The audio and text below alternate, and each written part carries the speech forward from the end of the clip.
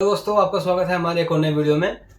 दोस्तों आज का जो ये वीडियो होने वाला है ये इंडिया से कुवैत आने तक का जो आपका टोटल खर्चा होता है उसमें आपकी वीज़ा, मेडिकल, स्टाम्पिंग और इमिग्रेशन, पीसीसी सब कुछ है। इसमें आपको पूरी डिटेल में बताएंगे।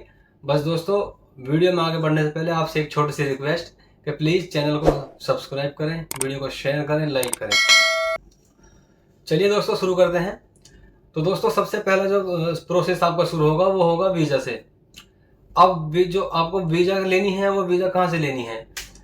अगर आपको सस्ती वीज़ा चाहिए तो दोस्तों उसके लिए आपको अपने आस पड़ोस में या कोई रिलेशन में कोई कुवैत के अंदर है, अगर वो आपको वीज़ा दे तो फिर तो आपका सस्ता ही काम हो जाएगा। यानी मान लो अगर आपका कोई जानने वाला है या रिलेशन में है तो वो अगर आपको वीज़ा देगा तो ज़्यादा से ज़्यादा 30-40 हज़ार रुपये वो आपसे लेगा। समझो आपके आधे कम हो गए। उसके बाद जैसे ही आपको वीज़ा मिले आपको करानी पड़ेगी तुरंत पीसीसी, क्योंकि कुवैत में पीसीसी ज़रूरी है। बिना पीसीसी के आप कुवैत में नहीं आ सकते। तो वीज़ा मिलते ही आपको तुरंत पीसीसी करानी है। ये आप ऑनलाइन भी करा सकते हो या फिर आप पासपोर्ट ऑफिस में जाके भी करा सकते हो। इसमें जो खर्चा आता है वो खर्चा है दोस्तों 1500 से लेकर 2000 रुपये तक का आ जाता है। हो सकता है अब थोड़ा ज़्यादा हो, क्योंकि जब अभी भाई आया था मेरा पीछे 6-7 महीने हुए तो उसको 2000 रुपये सारे लगे थे उसके पीसीसी कराने में। तो पीसीसी जो है आपकी वो 15 से 20 दिन के अंदर आ जाती है घर 15 दिन में ही आ जाती है घर पे। उसके बाद यह है दोस्तों कि आपका जो है वीज़ा आपका जो यहाँ से जाएगा वो मेडिकल होगा। तो मेडिकल में दोस्तों आपका जो नॉर्मल खर्चा है वो 10,000 रुपया, 11,000 है, 10-11 मान के चलो आप, 10-11 हज़ार। अभी फिलहाल थोड़े ज़्यादा हो तो अलग बात है, वरना 5-6 महीने पहले जो मैंने कराई थी भाई की तो उसके सारे 11,000 रुपये टोटल उसके मेडिकल में आए थे। मेडिकल के बाद आपकी है वीज़ा इमिग्रेशन। तो दोस्तों वीज़ा इमिग्रेशन का जो है अगर आपको इमरजेंसी में करानी है तो इमरजेंसी में ये आप उसका 15,000 रुपये तक का खर्च मान के चलो, ऊपर भी लग सकते हैं, 15 से ऊपर भी आ सकता है, लेकिन ये इमरजेंसी है, जल्दी होकर आ जाएगी वीज़ा आपकी। नॉर्मल जो है आपका वही 10 से 12,000 का खर्चा होता है इसका इमिग्रेशन का। उसके बाद में क्या है दोस्तों, उसके बाद में बस आपका अपना जो विदेश में आने के लिए अपने कपड़े होते हैं मैन, बस थोड़ा बहुत ही होता है। तो दोस्तों कहने का मतलब मेरा जो है मेडिकल में अक्सर हमारे जो दिल्ली में 100 में से 80 लड़के फेल हुए पिछले साल। 100 में से 80 लड़के फेल हुए।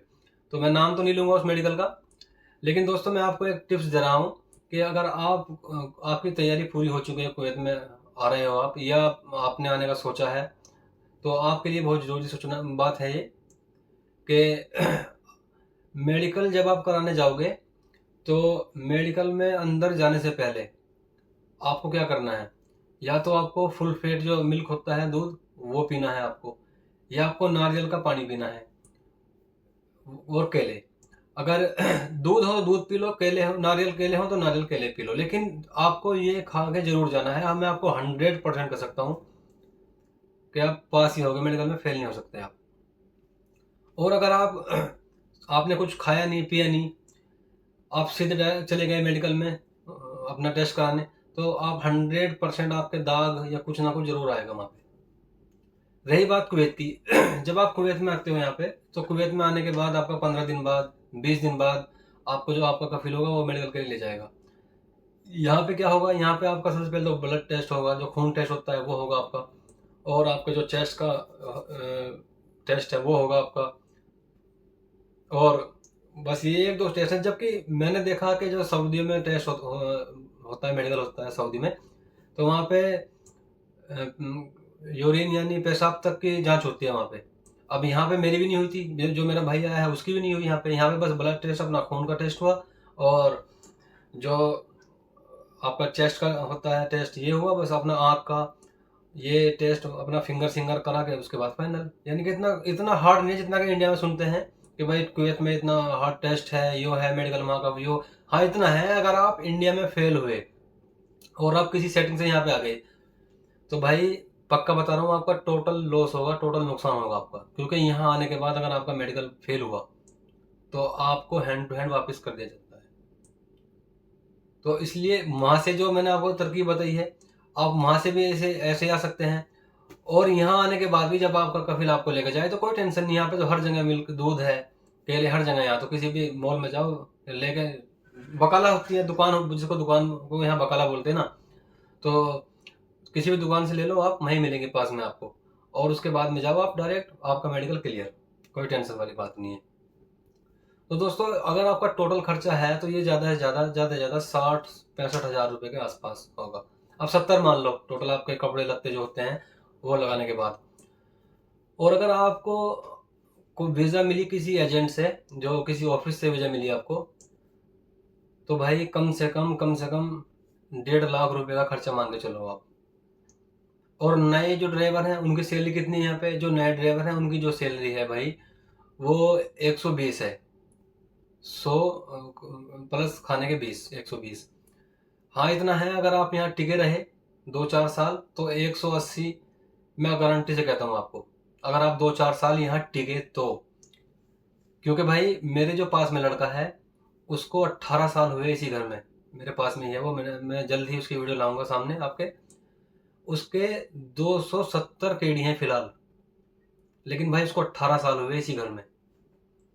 अब देखो आप, तो भाई अगर कुछ करना है, कुछ पाना है तो देखो टाइम तो लगता है, कोई रातों रात में तो कोई सपनों के महल नहीं खड़े होते। अगर कुछ पाना है तो कुछ खोना पड़ेगा।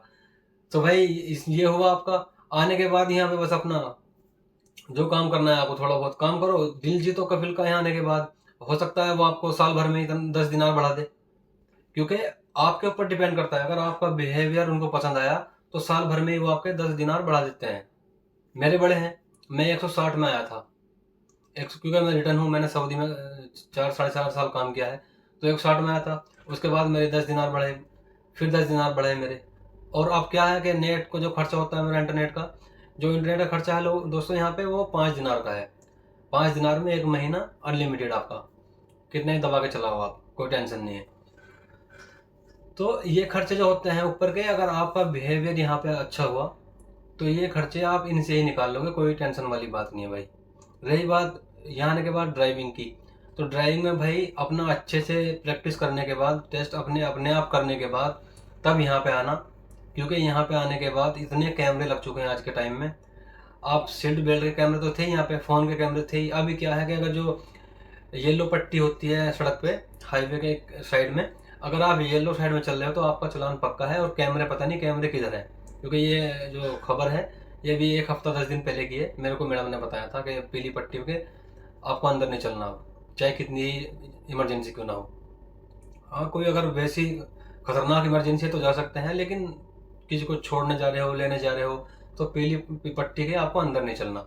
दूसरा अपडेट, दूसरी जो खबर थी वो क्या थी कि अगर सिग्नल पे खड़े हो आपने अगर हॉर्न बजाया तो आपका चालान पक्का है। आप फुल हॉर्न नहीं मार सकते हो सिग्नल के पास। तो भाई एक यहाँ पे क्या समस्या है ड्राइवरों के लिए, जो नए ड्राइवर आ रहे हैं उनके लिए यह है कि यहाँ पे राउंड अबाउट होते हैं, यानी उनको दवार बोलते हैं यहाँ, राउंड अबाउट। तो उन पे थोड़ा बहुत होता है, क्योंकि राइट से भी गाड़ी आ रही है, लेफ्ट से भी गाड़ी आ रही है, सामने से भी गाड़ी आ रही है। अब आपको जाना लेफ्ट है, तो जो नए नए ड्राइवर होते हैं वो थोड़ा कन्फ्यूज होते हैं। तो भाई ऐसा कुछ नहीं है, जब आप आओगे महीना 15 दिन आप गाड़ी चलाओगे तो आपका सारा जो है डर दूर हो जाएगा। और दूसरी बात ये है कि जब तक आपका यहाँ पे लाइसेंस नहीं बनने का तब तक आपको ये गाड़ी चलाने नहीं देंगे। लाइसेंस बनने के बाद ही आपको ये गाड़ी देंगे, उसके बाद ही आप गाड़ी में कहीं आ जा सकते हो। वैसे आप बस आपसे घर का काम कराएंगे या साफ सफाई, बस यही होता है। दूसरी बात रही हारिस की, ये साफ सफाई करने वाले की, तो भाई इनका भी अच्छा है। लेकिन इनका मैं आपको एक बात बताऊं कि हाँ साफ सफाई करने में अगर आप आ रहे हो, इसमें कमाई ठीक है। कभी कभी तो ऐसा होता है कि जितनी आपकी सैलरी है आप सैलरी से ज़्यादा भी कमा लेते हो, समझ रहे हो ना बात को। और अगर आपको किसी मॉल वॉल की वीज़ा मिल जाए, मॉल में आप साफ सफाई में आए, मैं उनके लिए बता रहा हूँ, ये जो हाई स्कूल है उनकी इंग्लिश ठीक ठाक नहीं है, बस वैसी इंग्लिश है, तो वो बंदे आ सकते हैं इस काम में। अगर अच्छी इंग्लिश आपके पास है, आपने हाई स्कूल या 12th पास किया है, अच्छी इंग्लिश है आपकी, तो भाई आप किसी कैफ़े में आओ, कॉफ़ी शॉप में या किसी मॉल में आप आओ। इनमें अच्छी तनख्वाह है, सैलरी भी अच्छी है इनमें, और आपको ऊपर से टिप भी मिलती है। होटल में आओ, होटल मैनेजमेंट में अच्छी सैलरी है भाई। तो दोस्तों कहने का मतलब मेरा यही था कि जो जिन्होंने हाई स्कूल किया है बस, और अपना उनको इंग्लिश भी इतनी अच्छी नहीं आती। आपसे देखो सीधी बता रहा हूँ मैं तो सच्चाई जो है, हमें भी इंग्लिश नहीं आती भाई, इसलिए हम यहाँ पे ऐसे अपना काम कर रहे हैं। सॉरी। तो भाई जो बंदे आना चाहते हैं वो इस वीडियो में जो मैंने बताया वो ही सच है। तो दोस्तों बस नेक्स्ट वीडियो में मिलेंगे आपसे। चैनल को सब्सक्राइब करें, वीडियो को शेयर करें और लाइक करें। मिलते हैं नेक्स्ट